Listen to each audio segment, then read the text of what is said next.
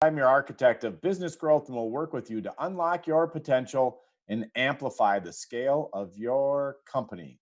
Today, we're talking about how to get more B2B leads.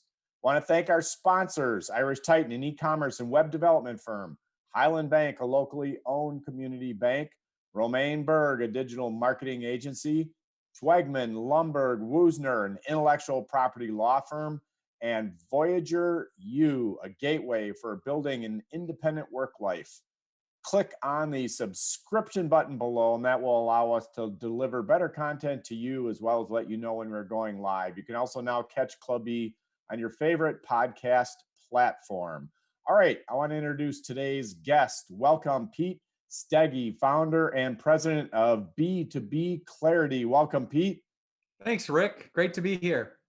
Great to have you back. So Pete's email address is in the comments field. You can grab it there if you'd like to reach out to Pete after the session.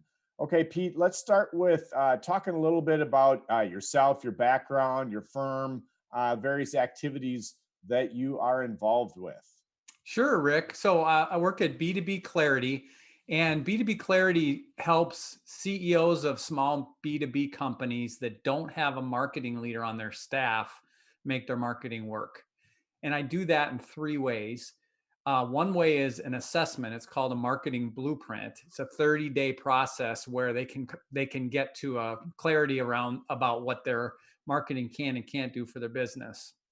That's often a nice place for people to start. But then I also do fractional CMO work, so I can run their marketing for them part-time. And then I'm also implementation coach for marketing. Same thing. Maybe they're not ready for somebody to come in and run their marketing, but they do need some guidance and help along the way, and I do that as well. So just for our audience, give a little bit more clarity around the fractional versus the implementation coach. I think that might be helpful for folks to better understand that. Sure thing. So let's start with fractional. Fractional CMO is really a chance to have a CMO on your team in your business, but it's part-time. So you're time sharing my time. You get all the advantages of having an experienced, savvy marketing leader, but you don't have to pay the big bill of a full-time position like that. And then in that role, I work with their managing their budget. Maybe they have a marketing person on staff. Maybe they have vendors or agencies. And I basically help them figure out how to efficiently and effectively make their marketing work. So that's the first way. Okay. Some people aren't ready for that yet. It's even though it's part-time, it's still a pretty big commitment, right? To bring somebody into the business. And that's where the marketing blueprint comes in. It's a 30-day process, and I follow a framework where often they really don't even know enough to know what marketing can do for their business before they make investment decisions like, should I hire a fractional CMO? Should I hire an agency? Or should I hire somebody full-time? So that 30-day process is a very efficient way for them to understand all of that. And it puts them in a position of knowledge, right? So they can make those decisions much better going forward. It's also a much lower investment and commitment, right? So I'm finding that to be a really common way to start with people. Okay. The coaching, just to mention how that fits, if they do that blueprint with me and they don't want to hire a fractional CMO, it's a pretty efficient way to just have a couple calls with me a month to help them navigate that process going forward at a much lower kind of investment. Okay. And then on the personal front, maybe talk a little bit about some of the hobbies. I know you have a couple of things that are kind of interesting in your background, but maybe just talk a little bit about what you do outside of work. Sure thing. I love to work on old houses, and the thing I really love is my wife and I found an old 1-bedroom schoolhouse on the side of the road for sale, which we moved to some woods and spent 3 years turning it into a cabin. And it was just a blast. We continue to work on it a little bit, but that was really fun. Along those lines, I'm also restoring old radios into Bluetooth speakers, which is kind of in that same theme, but on a smaller scale. All right. So if somebody wants to buy well, first of all, I should say, are you doing it for yourself in your own account, or are you actually selling them? Doing it for myself. Okay. All Just right. getting started. You never know, but I'll never have the volume that it would be a business. I don't think it's a labor of love for sure. Okay. All right. Well, I was going to say if you're selling them, sign me up for one. So, all right. All right. Say, so you've worked at both big companies, couple of quite large ones. You've also worked at small ones. Based on your personal experiences, talk a little bit about some of the differences of those environments. Sure, that's a great question. So B2B, I've almost always been B2B, large and small, different industries. I'd say the biggest difference is on the positive side with a large company, resources, right? There's people to help you. You have platforms, you have systems and processes, so you can it's less manual, less labor intensive to get things done in marketing. Um, on the flip side, the larger companies, it's the standard large ships are hard to turn.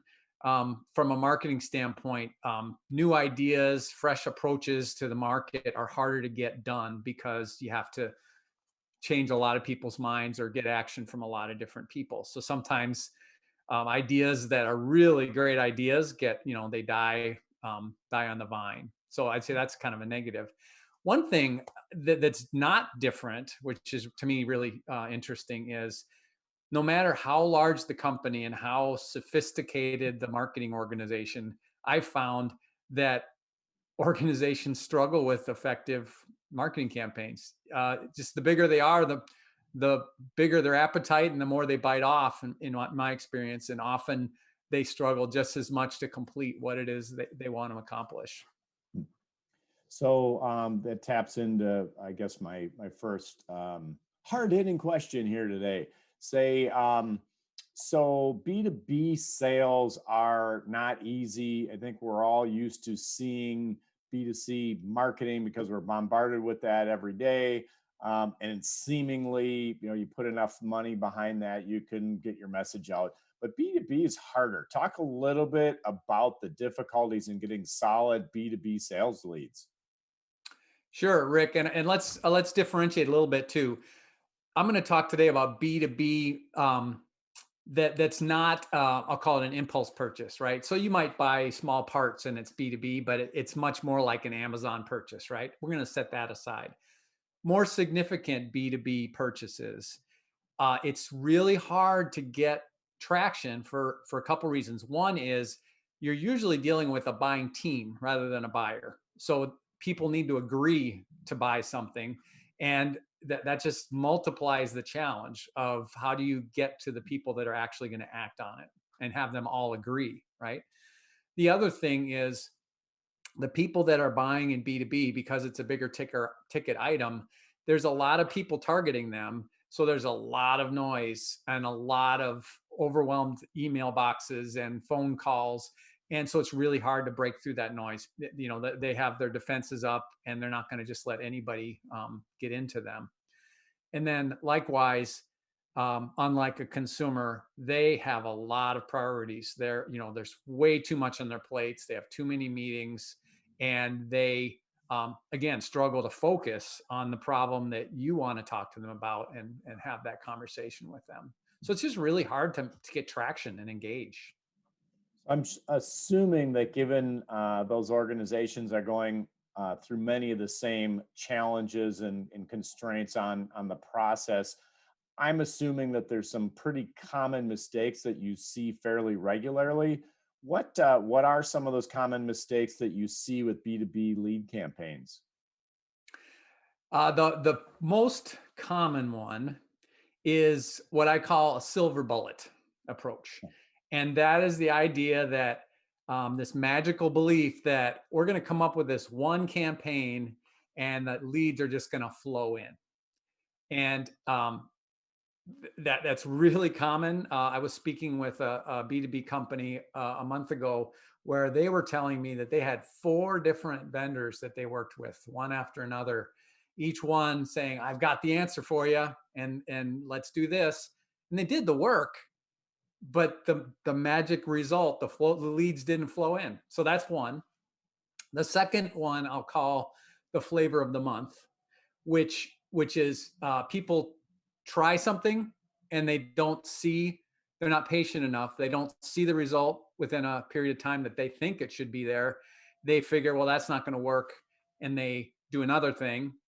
Or we've got a new product now and it's so exciting. We're going to do another thing. So they're changing faster than customers can absorb that change. So just about the time their target prospect may be ready to hear what they have to say, they've changed to a different story or a different campaign tactic. And then the last one I'd mention, Rick, is it's so common for people to talk about themselves, their company, their product first, rather than about what their product does for their client, right? So it's really selling. They're trying to get leads by selling. And the way it doesn't work that way. The way to get leads is you start by giving, and then once you've made a connection, then you frankly you keep giving until you have a commitment and a contract and agreement with them and how you can help them. So that you started to go where I was going to take this with my next question. Folks talking about themselves and their product, feature, function. There's no emotional connection there. And so that's something that I've always been in touch with is, hey, how are you connecting emotionally with folks?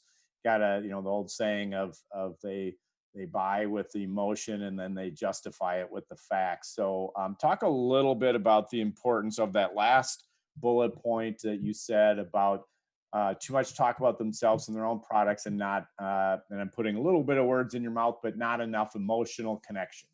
Totally agree, Rick. And there's a stat which I along those lines, 90% of decisions are made unconsciously, right? Emotionally. And then they need to justify they need to kind of find a way to make that happen. And I think the mistake is people think, oh, this is business. So it's rational. This isn't consumer purchase. Hey, we're all people. The people, your buyers may be buying for a business and they may have some data and some structure to follow, but at their core, they are going to make decisions just like you and I do, all the more because of what we said before about how crazy busy they are, about the bombarding messages they're getting. All the more reason, if you don't connect with them emotionally, you're not going to break through. You're just not going to. And then the flip side of that, of common mistakes, what about getting things actually done? Is there a process or a way in which that you would recommend that folks move forward?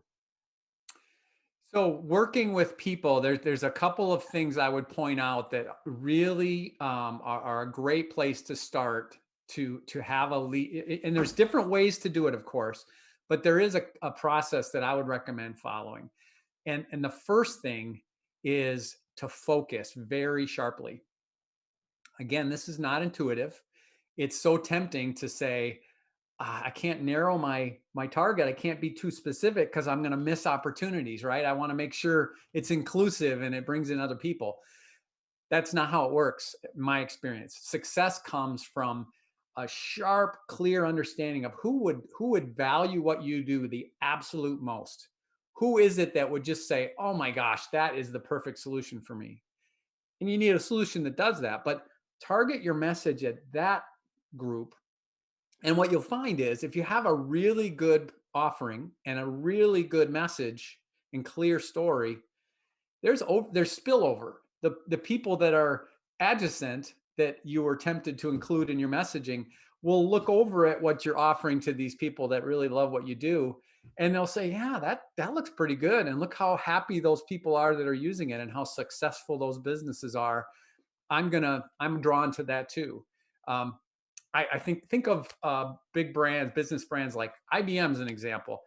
I don't think many people are buying today from IBM. I mean, they used to in the PC days, but I mean, personally, IBM has a real positive um, reputation for me because of what they do for big business and the things they do there. So that's just an example how there's that halo effect that if you really sharpen your focus, you actually will get more. So that's one. The second thing is it's the silver bullet problem. The way to solve that is divide your motion, your lead generation motion into 2 steps. Instead of trying to do it all at once, start with awareness only. Awareness means your prospects know who you are and know what you do. So if you say that's going to be my goal for some things that I do, and that's it, that's the only thing that I'm going to care about, that gives you the ability to create some really focused and cost efficient campaigns, because you're not trying to get them to send you their email. You just want them to know who you are. Think of in B2C, think of a billboard. I mean, that's what a billboard is. You're not getting a call to action. You just want them to know who you are, right? The second motion is then, I have a problem and I want to ask you to help me solve that problem. So it's interest. It's the prospect reaching out to you and saying, I'm interested. I want to talk to you. I'm approaching you. So you need other campaign steps, other tactics, that the role of that is interest. And those things can overlap, and sometimes they might even be the same thing. But by measuring those things differently, you can make sure that you get both of those jobs done, and it helps your prospect make that journey from not knowing who you are to giving you their email address or calling you on the phone. So a lot of gray area here, right? So no quote unquote right answer. 2 + 2 = 4. You're making some judgment calls, like you said there. We're breaking it into 2 steps and we're trying to stage it out. So it's not as simple as, hey, I did X and Y happened. So how does one actually go through the process of choosing the right tactics?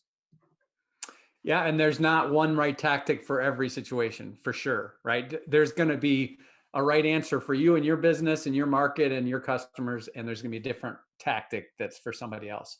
You might even have a different tactic you need next year versus this year. So the way to figure out the right tactics is, before you go to tactics, first figure out what job that tactic is going to do for you, right? You need to set your metrics and the targets for your metrics. So that's where that awareness and interest split helps you. On awareness, for most people, it can be really straightforward.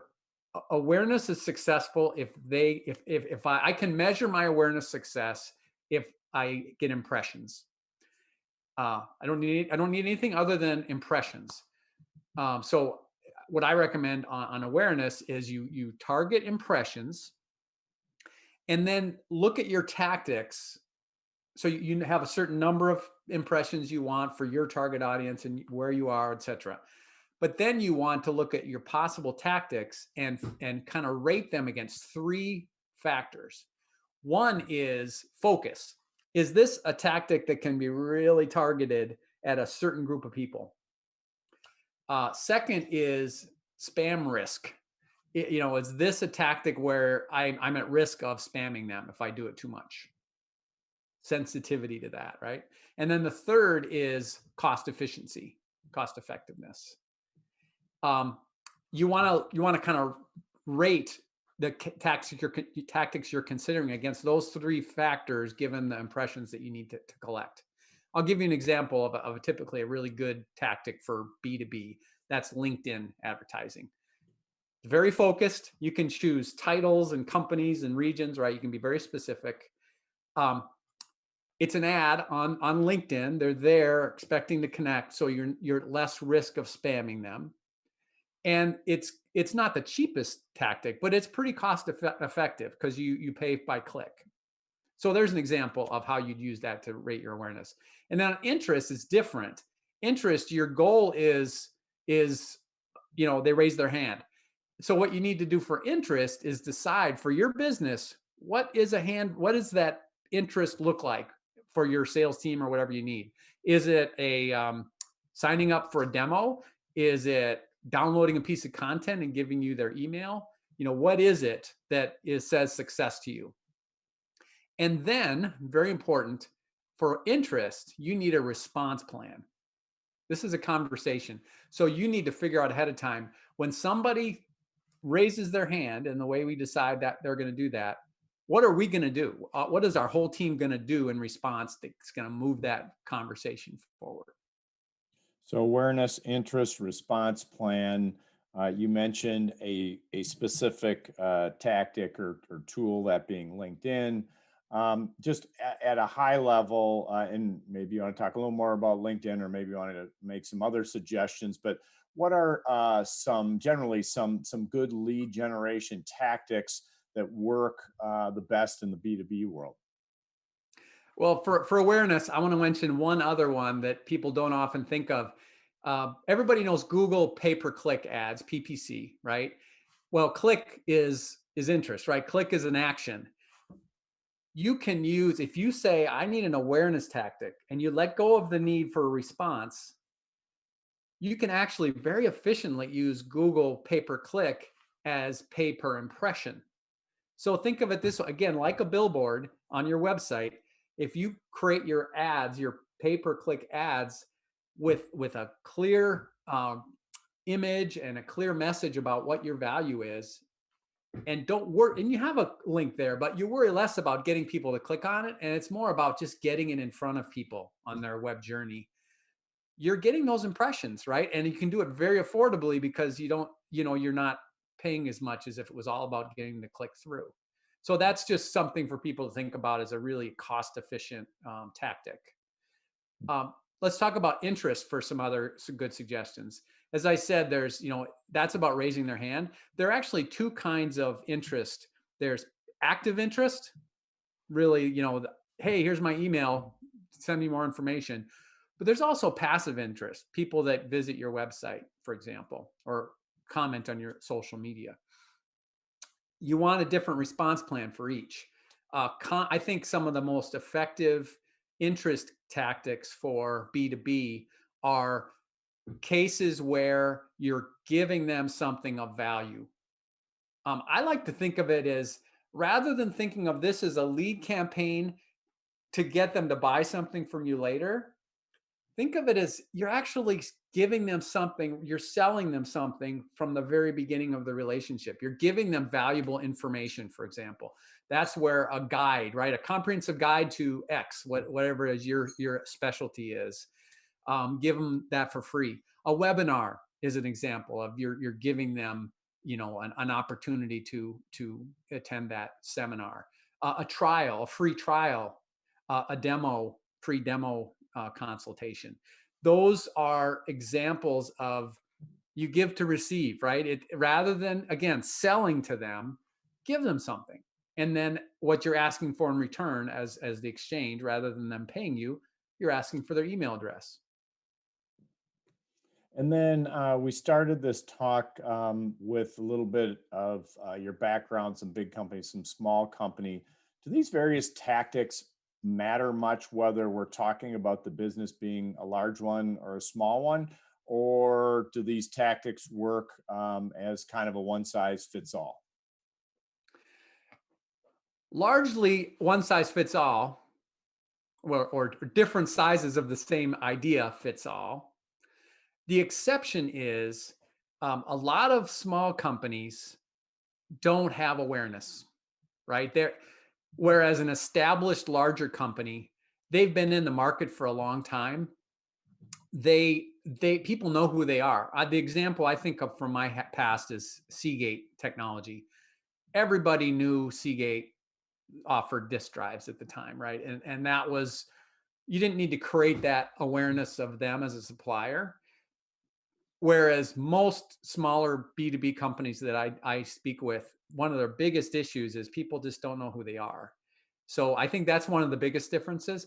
But the general mechanism here is universal. This idea of giving your insight and value as a way for them to know who you are, and bringing them into a relationship over time with your giving to them, that's going to work in any scale.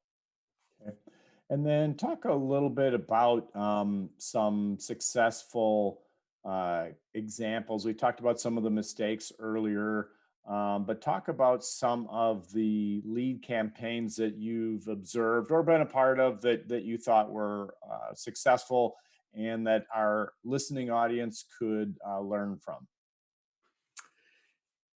Yeah. So, well, speaking of Seagate, one thing we did when I was at Seagate was we this was back in the day. There's the blog was brand new at Seagate, and we wanted to get the conversation going online. So we used a social object. If you don't know what a social object is, that's time for another seminar. But I would look it up.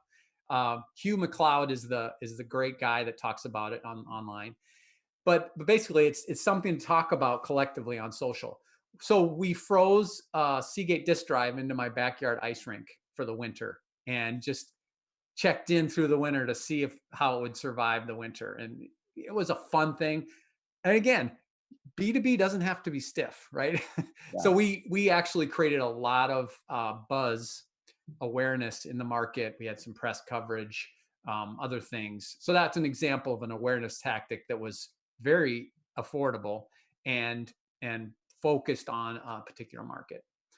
Um, Another firm I worked at, a security firm, we had to reach these security analysts who are crazy busy.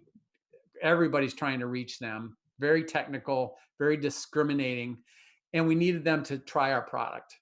And so one thing we did is we went to a very busy trade show, and rather than say, "Hey, come and look at our demo selling," we created a speed trial, which was game. We gamified it, and essentially we gave them the ability to use our product in the booth and and we timed them, and they were competing with their peers, which played right into their motivations. They're very competitive people, and so we were able to motivate them to try our product by giving them a game of it basically, and that we were very successful in getting views of our product at the time that way. So there's an example of an interest campaign.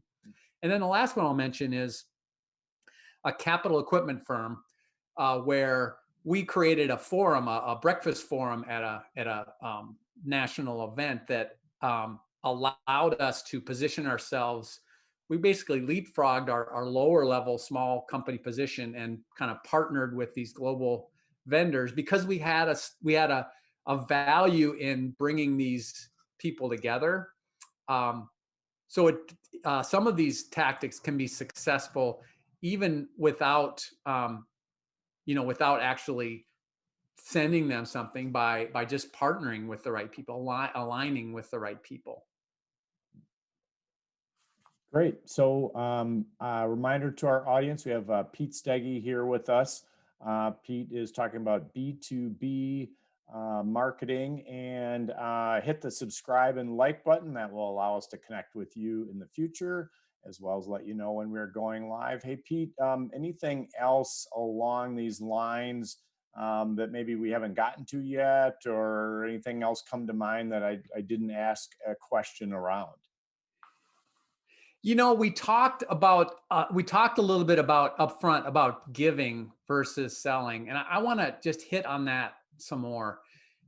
I think it's so common for businesses to try to get before they give, and it's like the golden rule kind of a situation. With what really works is if you authentically offer value to your prospects. So if you can give, and this sounds touchy feely, but it works. If you can give them what they need, and before you sell, what they need is guidance, insight, ideas, things to simplify, shortcuts. You know, understand what it is that they need in their busy, crazy, stressful lives, and draw on your experience and give them some of your value for free. I just think it's a secret weapon that people are missing the opportunity to do. It's not about you. It's not about your product. It's about your client, and the more you can help them, the more they're gonna align themselves with you and be attracted to you. That's what they will be, is attracted to you. So, one of the questions that occasionally get to, and I'm going to throw this one at you a little bit. I find it interesting to have folks reflect on their career, things that they've learned. So, if you look back in time over your career, a lot of interesting twists and turns, big companies, small companies, etc. Was there a lesson that you learned along the way that you wish you would have learned sooner? Well, that thing about giving and before receiving is one, but I will add another one, Rick. Don't try to do too much. Marketing is maybe more than most different disciplines. Marketing is not very effective. It's a dirty secret. The number of marketing campaigns that work the way people want them to work is really low. And I think the people watching will know this, right? They've experienced that where marketing doesn't work and they're not happy with it. And I found over my career, as I said before, big companies, small companies, it's the same problem with everybody. People tend to try to do too much. So I guess the lesson for me is to do less, but do it better, do it well, and you'll save money. You'll stand out because you're doing something exceptional. And marketing's about being exceptional. So I think that's the opportunity that I learned over the years. And then, as far as our talk today goes, if you wanted to kind of reiterate a point, or maybe it's something we didn't get to, if there was one key takeaway that you'd like the audience to remember about our discussion today, what would that be and why? Lead generation there's not a silver bullet. There's no magic success. And think of it as two steps to be successful. Awareness first. It's all about impressions. Measure that. If you do that, you can check it off. And then interest is about raising your hand, your customers raising their hand, and be ready to respond when they do. Okay. Appreciate that very much. Pete, for those of the audience out there just listening and not watching or accessing the comments field on YouTube, what is your email for folks to reach out to you at? My email address is pete.steege, Steege, at B2B Clarity Okay. Marketing.com. All right, Pete, thank you very much for joining us. This was the second time that we had you with the Club E community. I look forward to having you back again and enjoy your cabin this season. Rick, thank you so much. And I really look forward to coming back. All right, thanks.